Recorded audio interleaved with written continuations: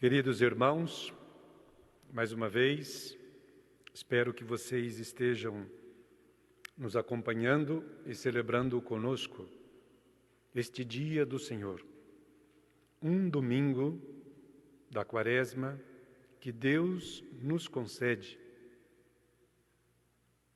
E este domingo, a Igreja o chama de Domingo Letare, Domingo da Alegria. E eu aqui, nesta igreja vazia, percebi uma coisa: está mais do que comprovado que nós fomos criados para viver em comunidade.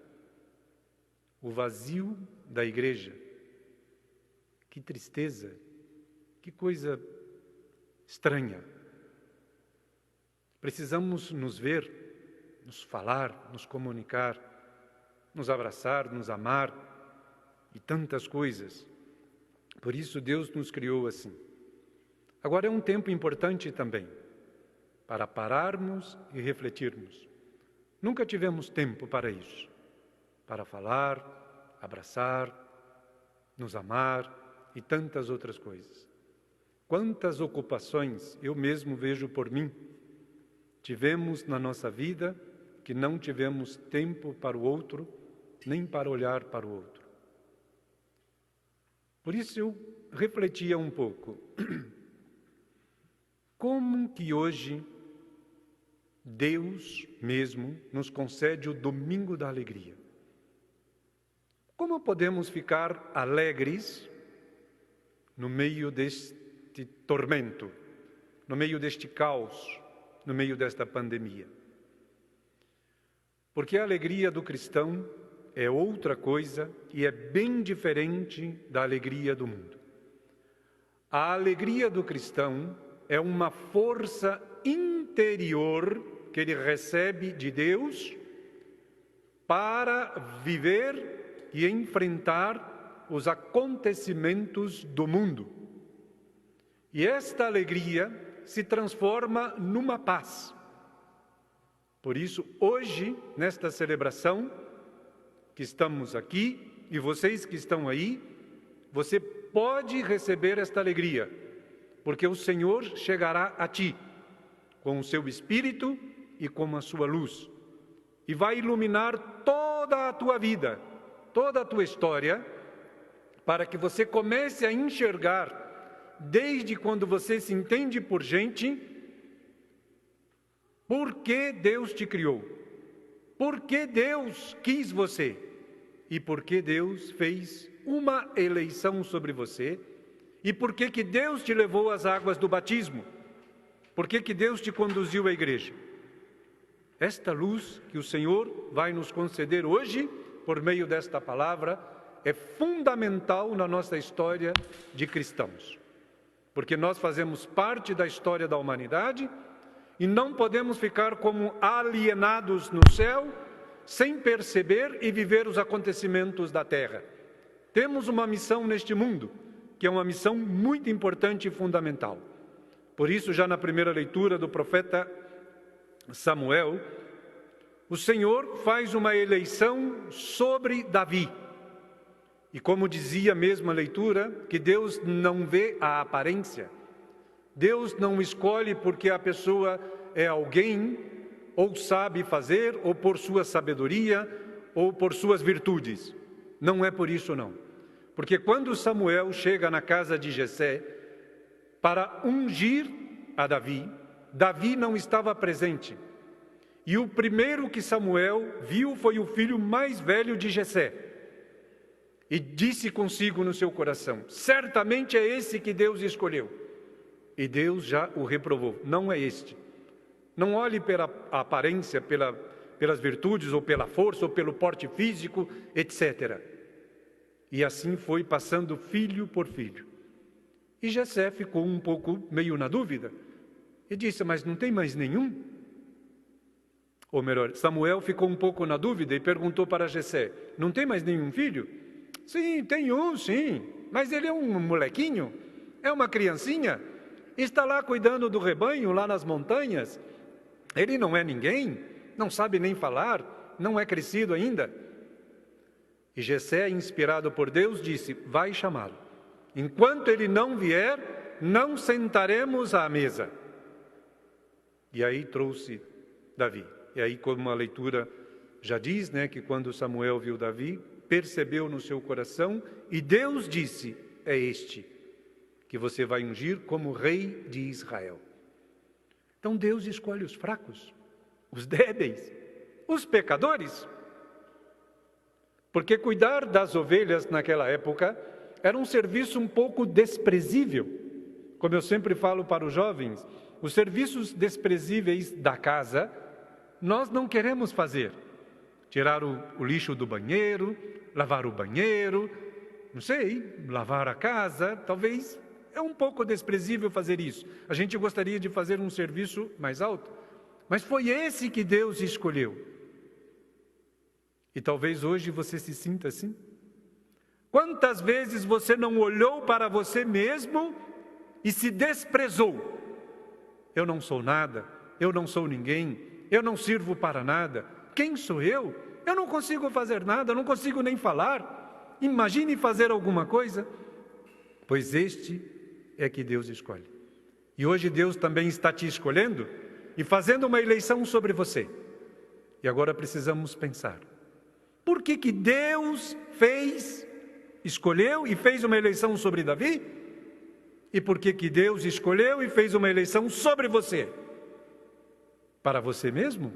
Para você se encher de orgulho? Para fazer o que der na sua cabeça e não sei o que mais? Não. Para ser uma luz dele neste mundo. A presença da sua luz para que as pessoas possam ser iluminadas. Davi tem consciência de que ele não é a luz, que ele é testemunha da luz.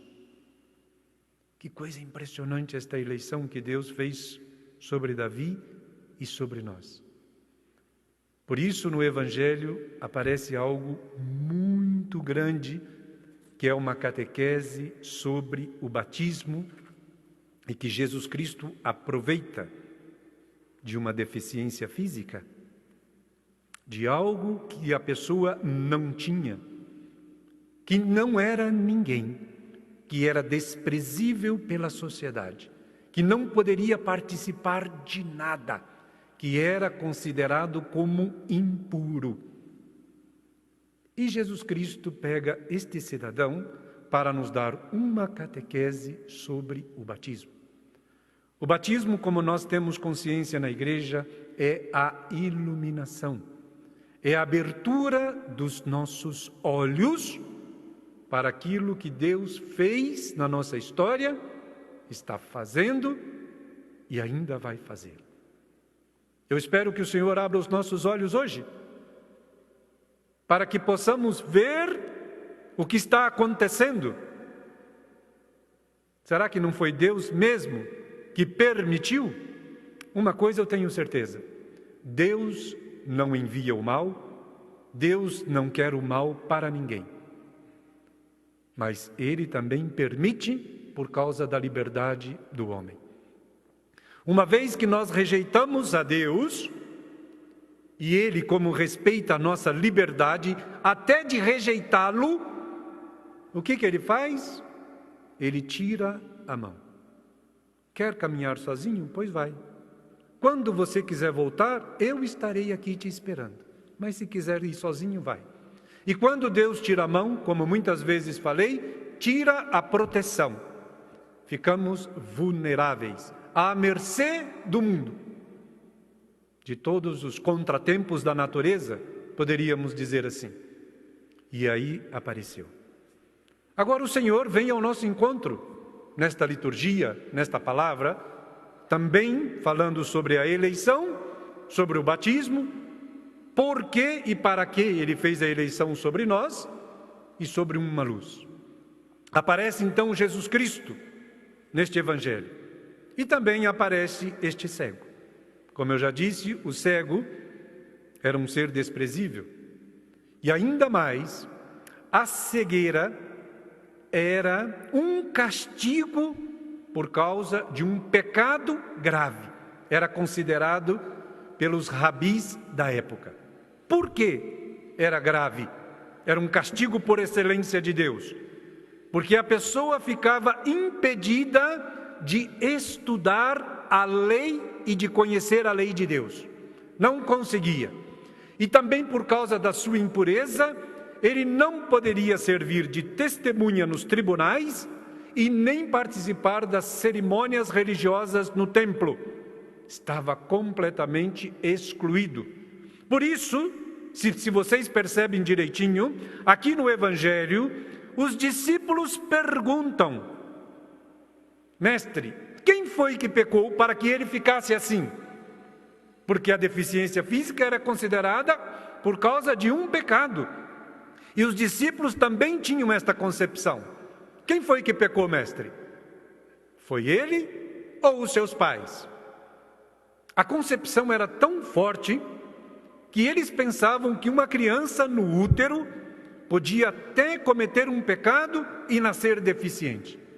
Olha que loucura que nós chegamos por falta de conhecimento e da iluminação da palavra de Deus, dos acontecimentos e da história da salvação.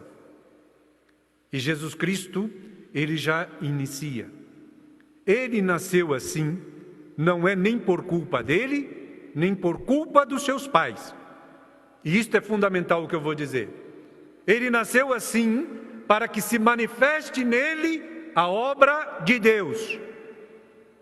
Aí está.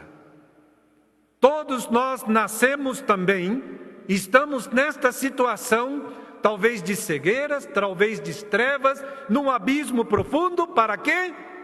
Para que se manifeste a obra de Deus em nós. E nós precisamos descobrir, por meio deste Evangelho, por meio do acontecimento, por meio da minha vida pessoal, qual é a obra que Deus quer manifestar na minha vida hoje.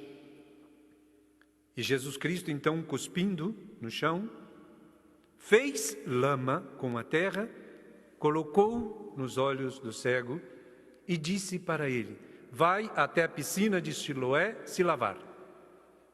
E o que significa a piscina de Siloé? Enviado. Então aqui já começa toda a catequese batismal, que nós temos que renovar as nossas promessas batismais hoje já. Na Páscoa também. Mas hoje já podemos renovar as nossas promessas batismais. E dizer: Senhor, é verdade? Agora eu estou entendendo por que eu sou batizado? Claro! O Senhor queria abrir os meus olhos para que eu enxergasse todas as coisas. E este gesto de cuspir no chão, de fazer lama, Jesus Cristo já está lembrando a primeira criação, que Deus forma o homem da terra e coloca, por meio do seu sopro, o seu espírito. E o que Jesus Cristo está fazendo aqui então? Está recriando, regenerando ou até criando o homem novo, recuperando em nós a imagem e semelhança de Deus, recriando em nós a imagem mesmo do seu Filho Jesus Cristo, porque nós somos pó e ao pó voltaremos, somos terras, não somos ninguém. A palavra humildade vem de humus, terra. Eu espero que hoje nós possamos nos reconhecer um pouco mais humildes, fracos, pobres, terra de verdade. Porque se eu me reconheço terra, que eu não sou ninguém, desprezível, o Senhor, com a sua saliva, que quer dizer a sua palavra, Ele vai me regenerar, criar-me novamente, um ser novo, uma criatura nova, a imagem do seu Filho, que é uma criatura capaz de passar pelo sofrimento, capaz de passar pela angústia, pelos tormentos, pelas provações. E ainda mais digo hoje, capaz de passar pela pandemia, no isolamento, no silêncio. Expulsaram da sinagoga, porque este cego reconheceu Jesus Cristo como profeta. E aí, não querem. Ou vocês entram no nosso esquema ou está fora. E como a sinagoga, na época, era o centro de tudo, era a autoridade de tudo, quando você estava fora da sinagoga, fora da religião, significa que você estaria fora de tudo. Então apareceram os fariseus. Será que nós já percebemos a luz de Deus e não queremos aceitar a luz de Cristo? Porque já fomos batizados. Olha a história que Deus fez conosco. Nos deu um grupo na igreja, nos deu palavra, nos deu oração, nos deu sacramento. O que mais? E ainda não quero acolher a luz. E aparecem outras pessoas aqui, que eu achei muito importante e que eu não posso deixar de falar. Os pais do cego se limitaram a não se comprometer com Cristo, porque os fariseus o chamaram e disseram: este é teu filho? Sim. É verdade que ele nasceu cego? Sim, ele nasceu cego. E hoje está enxergando, mas não sabemos como foi. Eu não sei como foi.